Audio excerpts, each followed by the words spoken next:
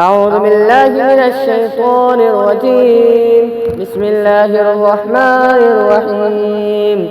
والسماء والطارق وما أدراك ما الطارق النجم الثاقب إن كل نفس لما عليها حافظ فلينظر الإنسان مما خلق من ماء دافق يخرج من بين الصلب والترائب إنه على رجعه لقادر يوم تبلى السرائر فما له من قوة ولا ناصر والسماء ذات الرجع والأرض ذات الصدع إنه لقول فصل وما هو بالهزل إنهم يكيدون كيدا